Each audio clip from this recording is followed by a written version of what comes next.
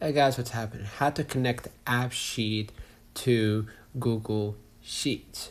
To connect AppSheet to Google Sheet, the easiest way is to open your AppSheet first and hit create right at the top, and select app, and automatically you're gonna see three options presented. Start with existing data, start with template, blank app. So I'm gonna hit the first option, start with existing data. I'm gonna name it new app and select the category, right? Inventory management, for example, or customer engagement. And then what I'm gonna do, I'm gonna hit choose your data, and I'm gonna select Google Sheets as my source, right?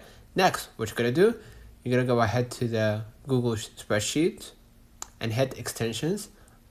Under it, you're gonna see AppSheet.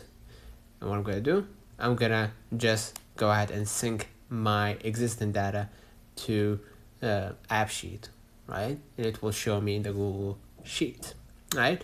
So let me know in the comments if this video helped you. Don't forget to like and subscribe. See you in the next one.